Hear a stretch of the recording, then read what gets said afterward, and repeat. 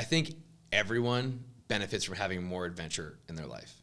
And I think a lot of entrepreneurs, we get into entrepreneurship to create a life of freedom, maybe we feel like we have a calling or purpose or something like that. And then you get trapped by your business or you get comfortable in that, and then it becomes a new kind of cage that you need to break out of.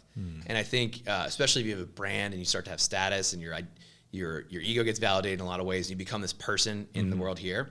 When you go to Japan and you're alone and you're looking around and it's 5,000 people around you in Tokyo Station and they're all Japanese and they don't give a shit who you are. That's a humbling experience that reminds you of like, wow, all the other stuff that was worth so much and meant so much to all these people over there, it doesn't mean anything here. My name is Eli Facenda, and this is Entrepreneur Unleashed. Welcome back to another episode of Entrepreneur Unleashed. I'm your host, Edward Collins, and as you guys know, if you've been following me at any clip, you know that I believe that the fastest shortcut in your journey of success is to learn vicariously through others. And today I'm joined in the studio by Eli Facenda. He has an amazing story. I can't wait to jump into it, so I'm not going to gatekeep any longer. We're just going to get right into it. Eli, thank you so much for being here. Thank you for having me down. This is an incredible studio, and I'm really excited to dive in. This is going to be a lot of fun. I mean, your story is just... it's truly an adventure just based on everywhere you've been in the world. I think, 42 countries, something like that? Nailed it. But before we get into that, the audience may not know you. So tell us a little bit about who you are and what you're doing now, and then we'll definitely dive into your story. Cool. Fair? Yeah, so Eli Facenda, but I go by Eli the Travel Guy online. Okay. And I discovered travel years ago. We can get into that whole backstory, but it's been such a big passion of mine for a large variety of reasons. And in my professional career, I basically spent 7 years building an international tour company where we take youth sports teams and families on international trips. Okay. And through that, I learned a lot about the world, culture, the travel industry, and specifically credit card points. And so, like most of us, what, at first is kind of like a hobby, turns into an obsession, and then turns into like, wow, I'm really solving a real problem here. And then it turned into a side gig and then a whole business and a brand.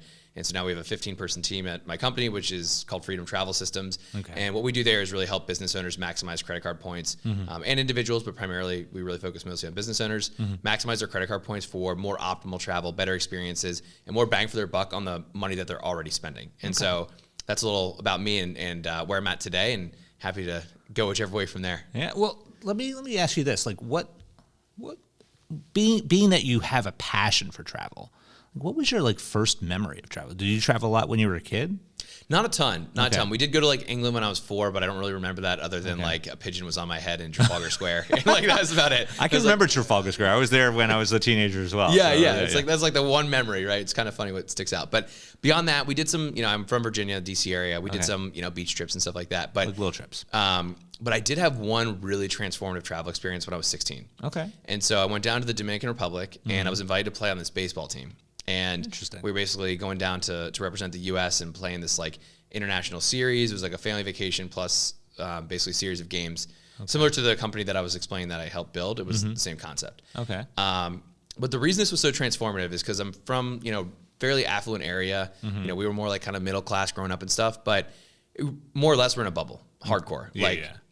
Everyone's pretty well to do. Things operate well. You live in a first world country, all that good stuff. And we go down to the Dominican Republic, and we're playing baseball against these other Dominican kids who are, 14, 15, 16, 17 years old. They didn't even have enough cleats to go around the team. They didn't have their own bats. You see kids running around naked in the dugout that are just from the neighborhood. And I would look at them and I'd be like, wow, these kids have, in terms of material possessions, almost nothing compared to what we had. I mean, we had really wealthy kids in the team with parents are driving Range Rovers to practice. You have a $500 bat. And I looked at them and I was like, but they are having way more fun. They're laughing more. They're playing with so much more ease and kind of passion, and their heart was in the game. And they're dancing and singing. And the fans are going crazy. And they looked at us and I was like, and we kind of looked a little dead inside compared to that. And I was like, so weird, because in my mind, I was like, we kind of have, more money, more wealth. We should be happy. I just kind of associate the two. Right. And I remember going there and that just lit this sense of curiosity of whoa, if that's what's going on here, what else is going on in the world? And it made me want to travel. And so that was my first big travel experience that really had a big shift for me. And then I studied abroad in college, and that was all bets are off. This is amazing. I love it. And Where then I got did you obsessed. study? I studied in Barcelona in Spain. Okay. Yeah. party time. For the whole, like when you say studied abroad, was it like 1 semester, 2 semesters? Yeah, just like the traditional college like semester abroad experience, which I highly recommend. Anyone that is going to college, I know you probably have some perspectives on if it's worth it or not. But I think if you do go, that is an opportunity that everyone should take. And if you don't go, I think traveling in that kind of gap year, 18, 19, 20, 21 is so powerful. And like most other countries around the world, people take a time off in their life to like just go dedicate to going like and exploring. And so I'm a big advocate of that too. Wow, this is really interesting because I was literally just talking with another business owner about this concept of like just travel in general and how worthwhile it is. And we were remarking that we know people who have never left the state that they've been born in, like have never left. Like, and to me, like my wife and I, with our family, we have 2 little ones. We travel all the time. Totally. It's just part of our lifestyle. And obviously I know it's part of yours. Yeah. But I just find that so remarkable. Yeah. So many people have not really seen beyond their own corner of the planet, if you will. Yeah. It's a strange thing, isn't it? It's it really doesn't make a lot of sense. But it's just, I think your environment plays a big factor, and then fear. Getting out of your comfort zone. I mean, starting a business is very uncomfortable, especially your first time. Massive stepping into uncertainty, being able to deal with like a lot of unknowns, and travel is a great tool for that. So I think a lot of people you get very comfortable, and then like getting outside your comfort zone is not necessarily, a pleasurable thing at first, but then there's so much reward on the other side, just like there is in business too. Now, when you were making that journey, you got back obviously from Barcelona, from Spain in general. Like, what was the first transition out of university then? Like, what did you do next? Yeah. So it's a really interesting period for me personally. There was a lot of evolution during that time. Because I was at Lehigh University, which is like an hour outside New York City. Finance degree. Like, basically, it's the golden path to go to Wall Street or like a big 4 accounting firm and do all that.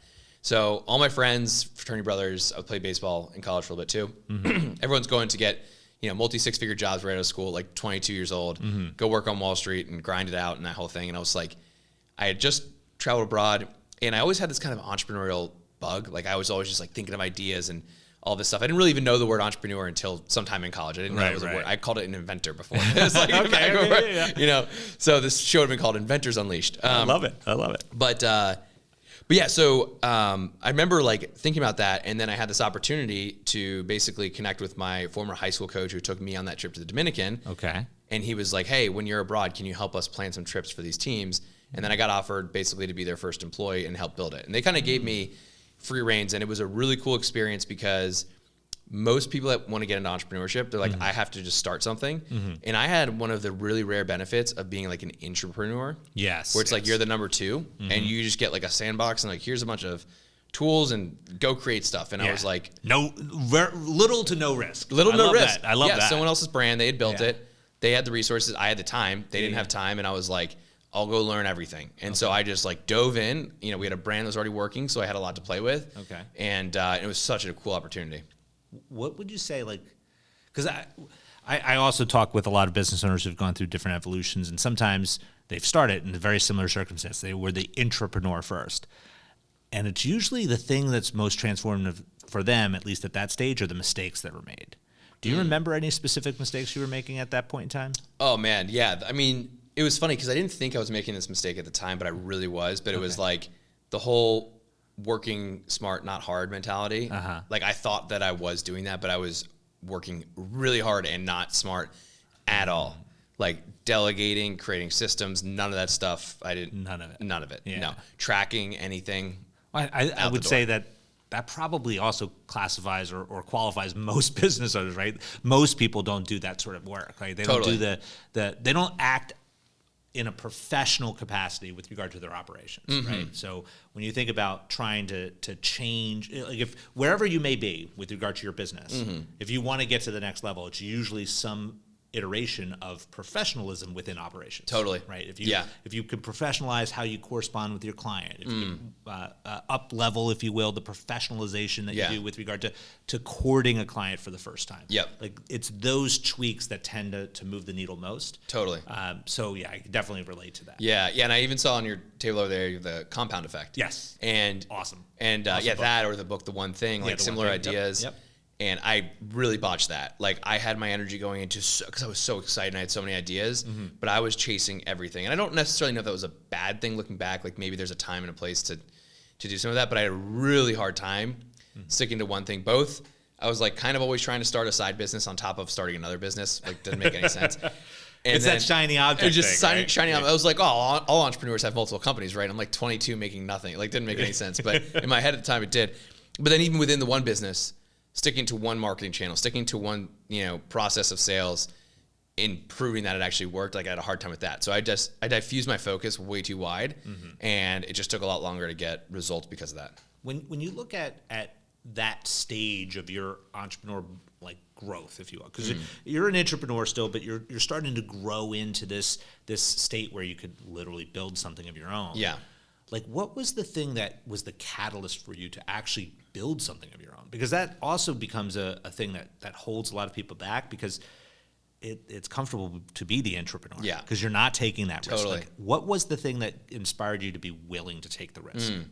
Yeah, it's a great question. There was a combination of things. One was, I think everyone that has that entrepreneurial pull will feel this. It's like you feel held back by other people, whether they're actually holding you back or not. Your perception of the experience is that I could do more, faster, bigger on my own. I want to figure this out.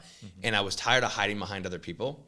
And I was like, I want to be able to go out, take the risk, and if I fail, it's 100% on me. I can't blame anybody, and I need to know that it's on me. And that was actually something I learned growing up. I wrestled a little bit. Okay. Individual sport versus team sports. When you get on a wrestling mat and you lose, it's like, dude, you just got your ass kicked. Yeah, that's it. It was you. 100%. Right. Team sport, you can be like, oh, he missed the ball here, he missed that shot. Right. So the same idea was applicable there. The second piece, a little funnier, but I'll be honest with you, was social media was just kind of starting to pop with all these people that were like creating online businesses. And I would look at these guys and I'd be like, this kid's like 23 and he's making $30K a month, and like, great guy, good heart, good work ethic, not intelligent. Yeah. And I'm like, if he can do it, what am I doing? I was like, this is so frustrating. So a little bit was out of spite and kind of being pissed off at that. And the other piece was like, I'm just ready to spread my wings a little bit. And, but I still am involved with that other company because I really care about it. I love the business. I think what it stands for is incredible. And it's like a huge long-term passion play. But I was like, I have to go do something on my own after I kind of had a couple of those realizations. And what was the steps you took in order to do that? Like, what methodology did you specifically use to create that company? Sure. Well, so I knew I had a skill set, right? I had the travel hacking thing, and people were asking me about it. Like, I was the guy, you go out to a dinner, and people are like about to pay with the wrong card, and I'm like, get that out of here. Like, like swap the cards out. And so it was an obsession. I was probably like kind of annoying about it, to be honest, with my friends. I'd be like, stop talking about this. But it became really valuable. And I started realizing, like, within that company that I was in, I could save the company a lot more money than I could save an individual because of the amount of spend, the amount of travel. Right. And so by nature of that, I started talking to other business owners. I was just like helping them for free. And they're like, this is pretty valuable stuff. Right. Like, what can I pay you? And so I started to notice, like, okay, there's something here. Right. So it started small. Then I had tried a couple times to like basically turn this into a business, but because it's really in a good way a blue ocean, but also in a challenging way in terms of starting a blue ocean, like trying to get traction in the messaging and explaining what the offer is in a world where most people have never heard of a travel hacking consultant. Right. They're like, I don't get it. Yeah, you go to an accountant, you could be like, this is what we do. Like, cool. They're already very solution aware. Right. So my audience wasn't. So it took a long time to get traction. So I had to get a lot of feedback. And so one of the first things I did do was I joined a program called Scaling with Systems. You may know Ravi. Well, yeah. It was amazing for me, especially for where I was at. And I got a virtual assistant in that, and she really helped me because she was able to do a lot of the outreach to like set initial appointments and do kind of some of these like discovery calls, get market feedback and stuff like that. And so that was how I started. But it was slow, man. It did not happen overnight. It took at least a year for me to even get like to a point where I was like, this is something that could really actually be a full business. Well, I think that probably indicates just your tenacity and also your discipline, sticking with it regardless, right? Because that's probably another big issue that impacts a lot of people who are interested in building a business, right? They're willing to put in the effort and energy, but only to a point, right? So it's like the whole gym mentality. You go to a gym the first month, you're not really going to see results. The second month, you probably still don't see results. Maybe by month 3, you start to. Right. But if you don't stick it out to 6 months, like, you really just wasted your time. Totally. Right. So like the same thing happens in business. Like you're testing the waters, you're figuring out what works, what doesn't work. Even then, you probably don't even know why it's not working. Yeah. Like beyond that particular scaling of systems environment, was there anything else that you were tapping into that was giving you guidance, or was it reading books? Like what was your methodology? Yeah. So I had done a lot of like personal development work already. So the mindset stuff I had down pretty effectively for the stage that I was at, like what I really needed. Okay. And so I had mentors, coaches and courses and stuff. I don't think I had like a lot of like actually one-on-one coaching, but I had gone to like conferences and workshops and seminars and stuff like that, and read a lot of books and watched a ton of YouTube videos and interviews and stuff like that. So a lot of those things I had already kind of learned, and I had years of building this other company where I had already kind of cultivated some of that.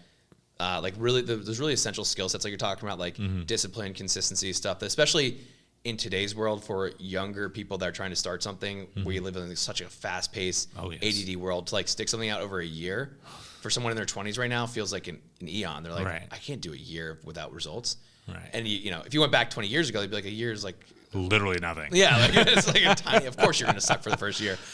So I had some of that mentality already. Okay. Which was really helpful. When you look at that evolution, then like that, when it started to kick off for you, you already had like a foundation of knowledge, right? You had an area of expertise that most people just don't possess. Sure. Where did you get that from? Like, was it you just picking up like credit card, like disclosure statements and understanding what their point system? Like, how did you gain that knowledge? Yeah, I'll tell you a little story as to how I got into this. So I'm basically at this point, I'm like 24 years old. I'm probably making $30,000 a year. Okay. With like a couple side hustles to make it a little bit more. But that was like base pay. And I was going to London to a personal development conference with one of my favorite mentors, a guy named Peter Sage. He's incredible. Okay. And I was basically at the airport, and I'm walking on the plane, and for the first time in my life, they told me to turn left instead of turning right. They look at the ticket. Go to business and first class instead of economy. And I remember walking down the aisle being like, I'm like, I don't know what to do with my hands. Like, I feel out of place. I don't belong. I'm looking at all these like really wealthy people, successful business owners or entrepreneurs or doctors or whoever they were, wealthy people.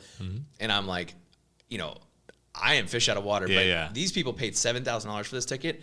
I paid $5.60 and I used 60,000 points. And I just remember being there and being like, I just hacked the world. Like, this is, I'm around this environment with all these like affluent people. I'm getting a crazy experience. They're giving me wine and champagne. And I was like, I'm in heaven. And it was on that flight that I was like, I'm hooked. Because I had done a couple free trips before, but that one was like a game changer for me. You getting like the lay flat bed. I slept. I was like, this is incredible. And one of my biggest goals in life was just to travel more and like have cool experiences and go learn about the world. And I was like, oh my God, all my friends are going this route to like get money today so they can buy the things they want tomorrow. I'm like, one of my biggest life goals I can have right now without having to make any more money, which means I can spend more time building something without having to need it to pay off because I can have the thing I want now. And so when I realized that, I was like, I just got obsessed. And then, the gamification piece of like a video game. Yeah. Where there's the dopamine hit where it's like, you unlock the level, you beat the boss, you get the reward. It's like that, but then you get to go to Spain. Yeah. I'm like, this is way cooler. I actually get to do stuff. In a much more comfortable seat. Yeah, totally. Exactly. So once I saw some of that and I had some of these experiences, I was like, man, I want to go deeper into this. And then I just got obsessed. But it was thousands of hours reading blogs, watching videos, trial and error. I made so many mistakes along the way, like a ridiculous amount that I could have saved. I did eventually actually hire a coach to help me with this. Okay. Someone else that was just further ahead in the game, and like I should have done that way earlier. Okay. Yeah. Now you're launching this business. You're in it for a year. You've hit some roadblocks along the way, but you've pushed through them.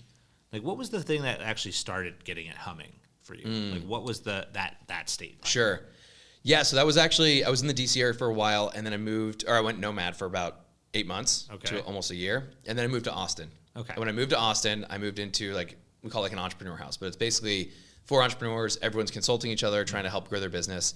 And it was really that environment that brought me to the next level, because I saw them, just the way they thought about things, the risks they were comfortable taking, the conversations they were willing to have. And they basically pointed out, they're like, dude, if you just did this and this and this, like you could really grow this into like something significant. And I just didn't see it at first. Like I thought, okay, yeah, I could do it, but it's going to take 3 more years. And they're like, no, it's going to take like 3 more months. Right. And I was like, oh shit. Isn't it remarkable, like when you do surround yourself with the right people, that things like it's dramatically change? Yeah.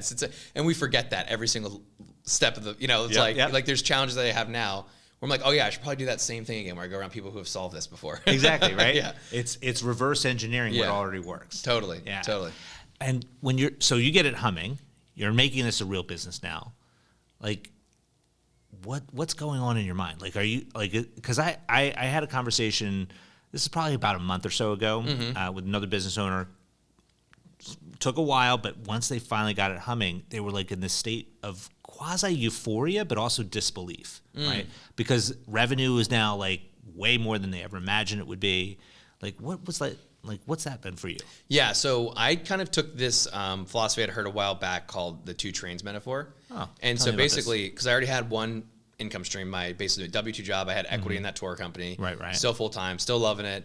And then, so that's train number 1, going at my pace of income, which I forget even what it was at that point, but it was probably like, there's probably like a $75,000 to $100,000 base with equity and bonus and stuff like that. Right. So that's train 1. Train 2, I was like, I'm not going to jump off of train 1 until train 2 is going the same speed or faster. Okay. So until I had this to like a similar trajectory, I wasn't going to jump off of this one. So some people just like say, screw it. And they just like jump all in, they go, and that's definitely a way to do it. I didn't want to do that. Right. And so I basically played it a little bit more of a calculated risk. Okay. But because of that, it was a slower process. So I was pretty comfortable with it by the time I was like, hey, I'm going all in on this thing, like officially. Okay. So it wasn't like a massive leap, but there was still, there's still a scary sensation of like, oh, I have to go now, make this happen on my own. Like there's, that's a real thing. But I think hiring a couple of my key hires was one of the really essential pieces too, because I put a couple different people in place that gave me that sense of like certainty and stability that, hey, like we have competent people that are not just me that are able to now deliver this too. And I was at first a little concerned because it is such a niche skill set. Like you're building a accounting firm, finding another bookkeeper, there's a lot of bookkeepers out there. Right. Finding like a points expert who can do this and has the communication skills and know-how, it's like there's not a lot of those people. Okay. And so that was a concern. And once I found that, I was like ready to rock. So that was what you would say was the key hire, individuals that had that specialized skill set, or was it like other support personnel? That was I mean, besides the virtual assistant that I first had, which was massive for freeing up time so that I could start to focus on higher level tasks. The second one was, that piece. And so I basically met my now business partner through social media, and we were just chatting and stuff like that. We connected, and he is like world-class at this stuff. Really, really good. I had more of the business skill set and foundations, and I know the travel hacking stuff inside now, but he was like next level of travel hacking, but he had been in like an employee role for most of his career. Okay. So I was like, well, I really want to focus more on the business side of this, and he really wanted to do more of the delivery. So it was like a great fit. It's a marriage in heaven, right? It was, yeah. And at first I was just hiring him because I was like, this guy knows it. I'll basically like bring him in as like a kind of a head coach, and then he just over delivered, crushed it. He had huge ambition. It was just incredible, and I was like, this guy deserves to be a partner. He's absolutely blown it up. So, wow. Yeah. When you look at where you are now, then, because when was that? When did you make that final? That was about 2 years ago. 2 years ago. Yeah. So over the course of the past 2 years, you've basically transitioned this into like, I hate using the phrase like real business, but it is absolutely like going like gangbusters. Like, what has that transition, that 2 year time frame meant to you, both like as an operator, but also just within your life? Yeah. So from an operator standpoint, it's definitely challenged me in a lot of ways because, new levels, new devils kind of thing. Like there's areas where I've gotten like a little bit looser than I should be for the level of when it comes to like metrics and tracking and financial KPIs and those kinds of things. Okay. And so there's some areas there where it's like, you can kind of get away with that at a smaller level. And then you start to see like, oh, if you make a mistake here, that's like a 4 or 5 digit mistake, not like a 3 digit mistake. Yeah. And so those kinds of things are becoming more and more important. So I'm learning a whole new skill set there. In terms of just like overall life view, it's interesting because I've been in a place where I've been thinking about that a lot. Like, what's the trajectory to take this thing? Do we want to cash flow it and turn it into this? Do we want to potentially exit it? Like, do we want to acquire other companies? And so I think one of the beautiful things that I've seen, but also I wouldn't say it's debilitating, but it's like analysis paralysis a little bit, is like, what is the division and direction that I want? And like, is the vision that I committed to 3 or 6 months ago still the same thing that makes the most sense and I want right now? And I think a lot of entrepreneurs, we have a lot of freedom. Yes. And that could be a beautiful thing. It can also be a very challenging thing. Yes. And so I've been dealing with some of that right now, which is like, what is the right path? I feel like I have a lot of ways I could take this, and I can't quite get clear yet on like which one is like the thing that I really want and what's best for the company and the team members and everything too. Do you have conversations like that with your partner? Yeah. We have a pretty good like initial plan for the next couple of years of where we want it to go. But like kind of the bigger plan, like that's still like where we're still getting clear around like what we're going to do with that. What's the initial plan for the next couple of years then? Yeah, so multiple 7 figures for sure. Okay. I mean, we're basically at like a low 7-figure run rate right now. Okay. And taking that to multiple 7 and really creating more of a system around it. Okay. And becoming like the go-to place for entrepreneurs to travel. Tell me more about the system though, because I think that is applicable regardless of the business. But what do you mean by putting a system around it? So I think really when it comes to systems, I mean, there's systems throughout the entire business. The system that I'm talking about is going to be primarily on the marketing and sales side. Okay. I think that's the hardest part to systemize for what we currently have in a way where it's like really scalable, systemized, and I can really be removed from that and him. So we both have very strong personal brands. So a lot of people that come in, they're coming in because of us. They're coming in because they see, us on social media. We have the credibility, which is great. We are getting some clientele that are like coming in from paid ads that don't know who we are at all. They're just seeing the ad, and that's great because it shows a sign that there is like a real business system without the personal brand. But that's what I mean, separating the personal identity and personal brand from the marketing, sales, and fulfillment for the clients. And that's a conscious decision that the two of you are making. Yeah.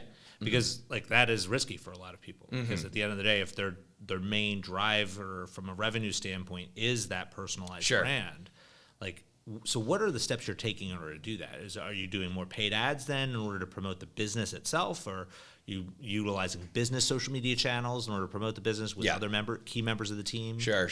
Yeah, primarily paid ads has been the first step. It's the most consistent, and the reason I like it is because inputs and outputs are so clearly traceable. Yeah. Like especially with technology today. Especially with technology, yeah. You see like a tool like Hyros for tracking your social media ads. Like you can see specifically which ad created which clients. Like it's crazy the data you can get. But on the business brand side, we are starting like more of like a business branded Instagram channel and all the different channels on different platforms. That's a little bit harder to track, like how it's creating results. But we want to slowly separate it. We're not in a rush to do it. Okay. The idea is that the personal brands will always be an asset to the business, but we want the business to exist independent of those as well. And I think that from an evolution standpoint, if you do have any contemplation of exit at any point in time, you definitely need that separation. Absolutely.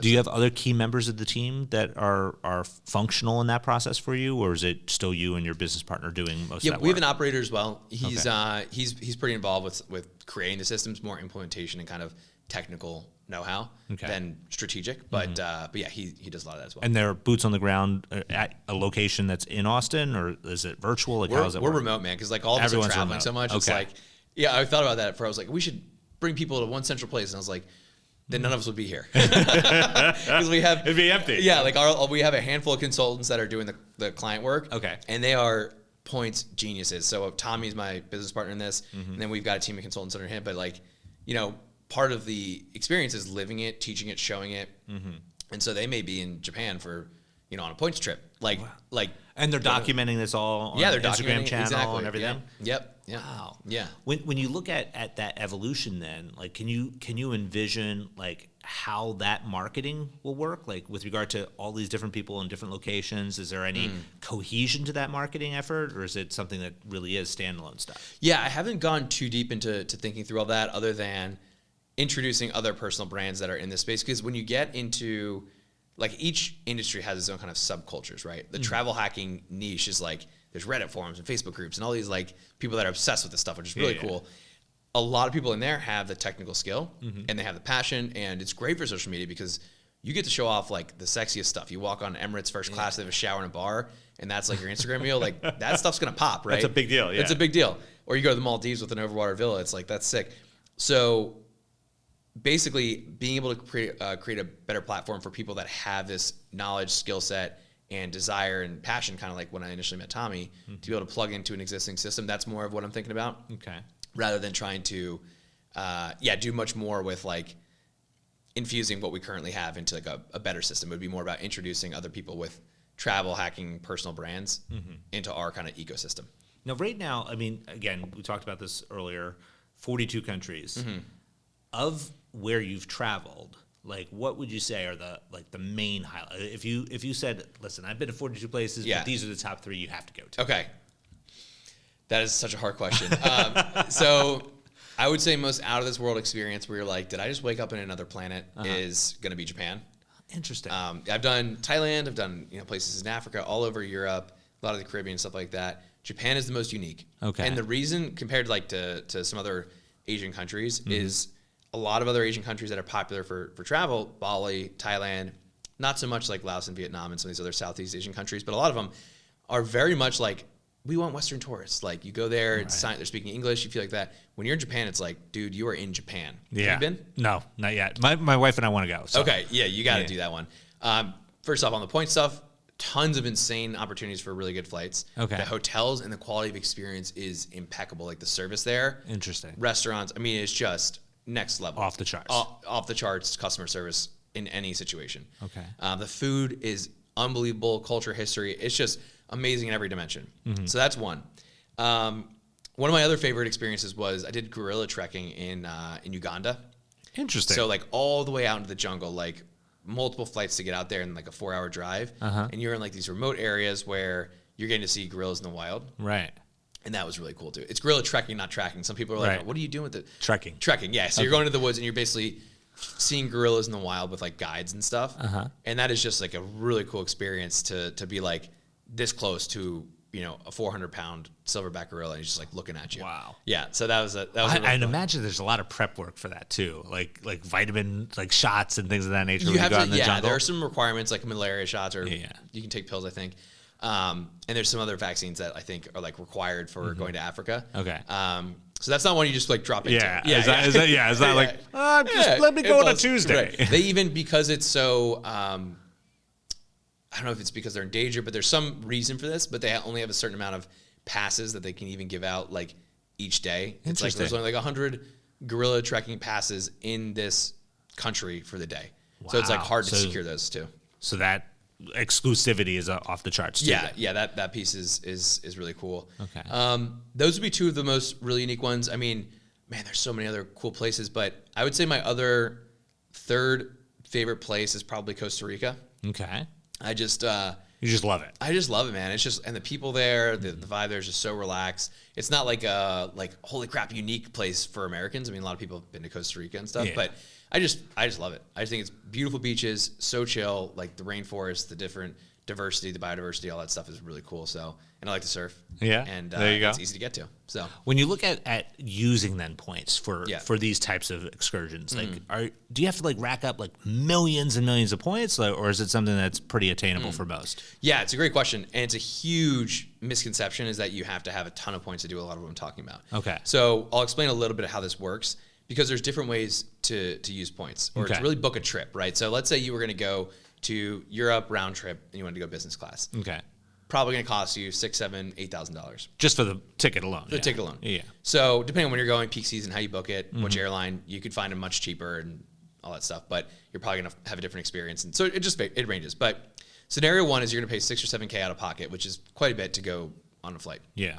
Scenario two is if you have points that you can use via the bank, you can go to the bank travel portal like Chase Points or Amex Points, or even Bank of America or TD Bank or US Bank. Most of them are going to have like a travel portal. Whoever's like sponsoring the card you're talking about with regard to your points collection. Correct. Okay. Correct. So you'll earn, so basically there's the card and then there's the points that it earns, right? So you might have a Bank of America card that earns Bank of America travel rewards. Okay. So then if you had those, you would go to bankofamerica.com, go to their travel section, and you would search for that trip. And they're going to give you a fixed value on your points. So a $6,000 ticket is generally you're going to get 1 cent per point. It's going to cost you 600,000 points. Okay. Now the third, it's a lot. That's a lot. So that's where most people are like, dude, that's what they're seeing. So they're like, how are you doing this? Do you spend like a crazy amount? And I don't. I spend like $20K a month in my business. No, that's nothing. Nothing, right, for most business owners. Yeah.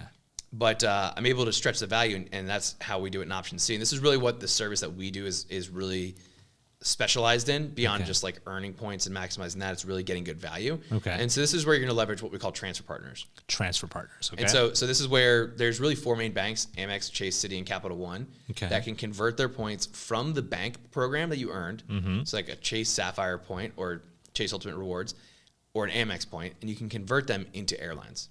And then so you can convert into airline points. Into airline points. Yeah, airline miles, airline points. Okay. So you might convert your Amex points into Air Canada miles, and because Air Canada and United are in the Star Alliance, you can book United tickets with Air Canada miles, oftentimes at a cheaper rate than United would even price it at, which is weird. But that might only cost you 120,000 points round trip instead of 600,000. So you can see in the three options, Oh pay my 6,000, use 600,000 points or 120,000 points. Wow. And it's like when you are able to maneuver the points the right way, that's just one of a gazillion examples of this. You can get things for a fraction of the cost. And when you optimize the way you spend, and you can double, triple, quadruple the amount of points you earn for every dollar that you spend, all of a sudden you've earned more points, you've gotten a lot more value, and that just means way more trips, way better experience. I'm gonna play the guy who doesn't know anything for a minute. What do you mean by optimize how you spend? So what I mean by that is every time that you purchase something, every time that you spend anything on a credit card, or even things that are not currently on a credit card, if you can get them on a card, are you earning the highest amount of points possible in the right points currency for you? So there's different types of points. Right? You could earn Southwest points, or you could earn United Miles, or you could earn Chase points. Those are all basically, it's almost like different currencies, and you can use them for different things. So you want to make sure, based on where you live, the type of travel you like to do, the airlines you're going to fly, which points make sense for you. Interesting. Okay? And then you want to look at, let's say you wanted to use Chase cards. You want to then look at which of these Chase cards that earn Chase points is going to get the most on, you might spend on social media advertising, right? And there's certain cards that are going to earn 3 points per dollar for every dollar you spend on ads, rather than most cards that are going to earn 1 point. So just from that one card change, if you spent, let's call it $20K a month, that's $240K a year. If you use the 3 point card, that's 720,000 points versus 240, right? So that's a big difference. Oh, huge difference. That's just from one card change. If we just talked about going to Europe the way that I was explaining, oh man, put me on the spot. You're probably better at numbers than me, but that's probably 3 to 4. That's 3-4x round trip business class tickets to Europe that you could use from having one single card difference on one category of your spending. Wow. Yeah. And this is all the services now that your company offers. Right? This is what we do. We do it in depth. Design it. Yeah. And you do full blown planning, map this stuff out for people, because most entrepreneurs are not going to spend anywhere enough time. Like, they're going to see that 600,000 point requirement you're talking about with Bank of America, and they're like, I'm not doing that. Exactly. So when you look at where you're going next then with the company, so the evolution of the company is to expand, basically just to expand, or is it like more service offerings, like technology? Like what is it that you're saying? Yeah, great question. So we've got a couple different tiers right now. We have more like an academy, and so that's because there's really a lot of businesses. You have like an ascension model. You get them in, and they ascend based off of, like, if you're a business coach, start them with the course, then they grow their business, and they can get group coaching, and then eventually their business is going to grow more, and they get one-on-one. Right. For us, it doesn't really work like that, because the person who's starting out in the entry level that wants to learn, they're not necessarily the same person that's like, I want white glove service. Right. That's just two totally different people, and this person isn't going to get to that place for probably a long time. So it's a different type of model. So we don't have like an ascension model like that. What we have is more different service tiers depending on the stage of the business owner. So we do have an academy where it's more mentorship and coursework. So we've got that. That's the most scalable, because it's the one where there's less one-on-one service, it's lower ticket, it fits a wider audience, and it's really good results. Like, there's a lot of stuff we got going on in there, but you're not getting done for you support. Then we have an a la carte, and then more of like a white glove, which is basically unlimited for people that are really busy, really high spenders, and that's just like concierge level. So in terms of expanding the business, the main thing that we're looking at scaling volume wise is probably going to be that lower ticket academy. That's sensible, because of, by nature, that's what's going to be. Most of our targeting is really run towards the higher end stuff, and we downsell to the academy for people that are more interested in that, or we do podcasts, joint ventures, stuff like that. There's a wider audience, and the academy makes more sense for most of those people anyways. What about from a technology standpoint? Because like I find that that's probably the most difficult thing for most people to really manage. Like, my points are here, they're over here. Like, how do you map that out for people? Do you do that, or do you leverage other people's technology? We do. We leverage other people's technology. I mean, the amount of people have been like, dude, you should build an app for this. I'm like, I do not want to be dealing with airline APIs. And that is beyond my pay grade. So other people are solving those problems. And we're able to leverage them. The thing with these tools is they're exactly that. They're a tool. And the only, the benefit of the tool is going to be based on your knowledge of using it.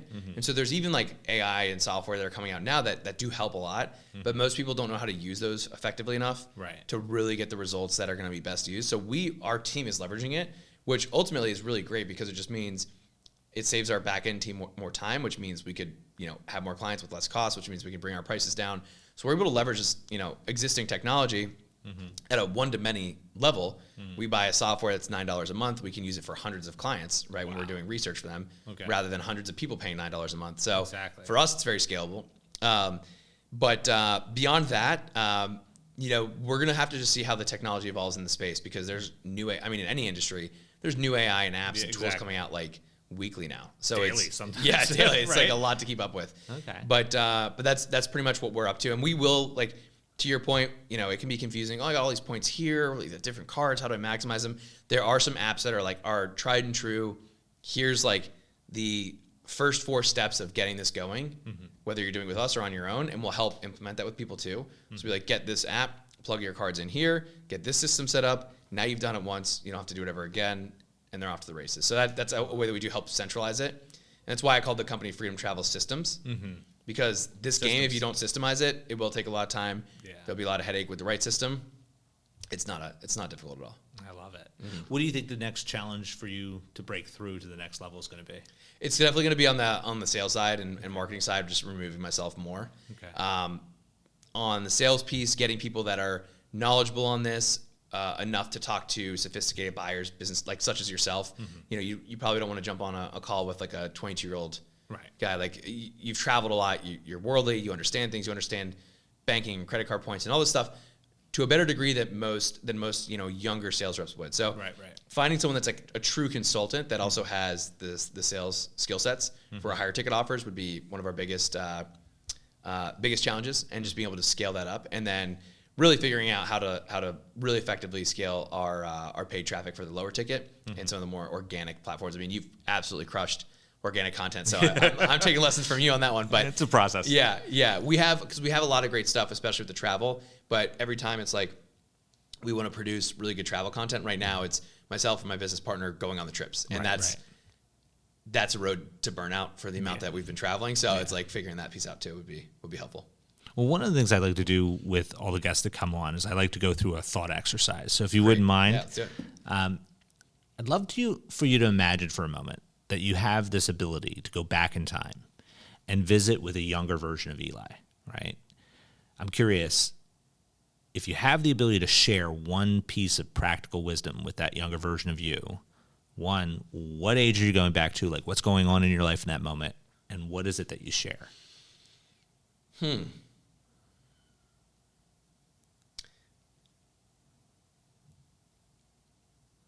I'd probably actually go back to early 20s Eli, that was like just in the building stage of this, and be like, 2 things. 1, go live abroad again. Like, just go overseas, because like it was something I always wanted to do, and I still have goals to do that. But I actually recently read a book. I'll share this as kind of a side tangent. It's called Die with Zero. Have you heard of this book? I have not. Phenomenal book. Okay. Die with Zero. Die with Zero, and it's from like a hedge fund investor who's also a poker player. I'm going to botch some of this. I forget his name, but Bill Perkins. Okay. And his philosophy is to optimize life for fulfillment and experiences, not for like having a lot of money at the end of the day. Yeah. Right. And so in his philosophy, he's like, there's all these things that you can do in your life, but one of the most important pieces is getting the order right. He's like, because if you want to be climbing Mount Everest, it's awesome, but if you get to 55 and you didn't do that yet, like, sure, you could do it at 60, but it's going to be a hell of a lot harder than 28. Yeah. And so I think like I could definitely still go live abroad, and I may do that at some point. Like, me and my girlfriend are talking about that, and it'd be really fun. But I think having that kind of experience at like 23 would have been such a fun adventure that it's just different. And I loved what I did, but I would have said, go back and do that. Okay. That'd be number 1. And then number 2 would have been surround yourself with more people that are in the place that you want to get to earlier. Oh, that's gold. Yeah. That is gold. Yeah, that's because every single time it happens. And I loved like the community that I was brought up in, my home friends, high school friends, college friends I lived with for the first few years out of college. But they just had such different career goals than I did. And like, it was 9-to-5 mentality, Saturday going to the bar, drinking for 8 hours, watching football. And I was always kind of staying there, like going along with it because I'm friends with them. But inside I was like, oh, I want to be building something. Right. Like, I don't want to watch them live their best life. Like, I want to go create my own shit. Like, I want to be the star of my movie, not watching that person. Exactly. And no one else really, like, they have goals and they have their own aspirations, but they were just different. Yeah. And so I would have said get around the kind of people that also think like that earlier, because it just would have been such a game changer so much faster. I love it. Yeah. Now, there's a second part to this. Okay. I'd love for you to imagine now, in this moment that we're in right now, a future version of it, Eli comes and is sharing some practical wisdom with you now. What does he share? He would probably say, chill out. It's all going to be fine. I love that. Yeah, probably. Because, it's funny. I think, when our vision gets so tunneled in like this week, next week, 3 months, 6 months, a year, things get really constricted. You get really tense. You get a lot of like anxiety and worry. You try to micromanage everything. When you zoom out, you're like, you're probably gonna figure it out. You're probably gonna be fine regardless. So I think he'd probably give me a little bit of chill that. Out. Just chill out, zoom out a little bit. You'll be fine. Awesome. Yeah. Good questions. Well, the younger version of Eli got some practical wisdom. The present version of Eli got some practical wisdom. I don't want the audience to feel left out. So if you had to leave them with one nugget of wisdom, what would you share? I would share that I think everyone benefits from having more adventure in their life. And I think a lot of entrepreneurs, we get into entrepreneurship to create a life of freedom, maybe we feel like we have a calling or purpose or something like that. And then you get trapped by your business or you get comfortable in that, and then it becomes a new kind of cage that you need to break out of. And I think, especially if you have a brand and you start to have status and your ego gets validated in a lot of ways, and you become this person in the world here. When you go to Japan and you're alone and you're looking around and it's 5,000 people around you in Tokyo Station and they're all Japanese and they don't give a shit who you are, that's a humbling experience that reminds you of like, wow, all the other stuff that was worth so much and meant so much to all these people over there, it doesn't mean anything here. And I think when you get out of your comfort zone, you go do some adventure, you go reconnect with some of that stuff, you come back a different and better version of yourself, you have better perspective on where you are. And I think it's an easy thing to do. It's not that hard to buy a ticket to Japan, especially if you have points, but it's also a really easy thing not to do. Oh, yeah. And so a lot of us kind of go through the motions of like being like, oh, I'll do that sometime. And then it's like pass you by, you miss the opportunity. So that would be my words of wisdom would be to go have more adventure. Yeah, I heard it said something like, it can either be one day or day one. Oh, I like that. I like that a lot. So when it comes down to it, I know for a fact that the audience is going to want to come and figure out more about you and learn more about what you're doing. Sure. And if that's the case, like, what's the best way for them to learn more about Eli and more about all the different services you offer? Totally. Yeah. So Instagram will be the best place. It's just Eli Travel Guy. And that's going to be my handle. Tommy, if you want to check out my business partner's Travel Like Tommy, his stuff is also really awesome. We have a little bit going on YouTube. It's mostly, you can see testimonials, client reviews, stuff like that, some longer form content. And that's just going to be Eli the Travel Guy on YouTube as well, still associated with the personal brand there. And those would be the main places. If you want to schedule a chat with our team, if you're someone who's really interested in this, it would be freedomtravelsystems.com, and there's just a button to book a call right there, and that'd be it. I love it. Eli, I appreciate you so much for coming in and sharing this. This has been an amazing story. I know everyone who's been watching and listening, this has just been, wow. You've like opened eyes because, again, the world is an adventure, and you can go out and live it each and every day, and you're literally doing it and helping others do the same. I appreciate it. Thank you for having me on and giving me the opportunity to share some of this, and it's been a blast. The pleasure has definitely been mine. Okay, there you have it. Another amazing episode with Eli the Travel Guy. Now, I know for a fact that you guys are interested in adventure. Why? Because you're entrepreneurs. Entrepreneurs are always interested in seeing what you can do to take your life to the next level. Reach out to this guy and travel first class doing it. Wish you well. Can't wait to see you on the next episode. Bye for now.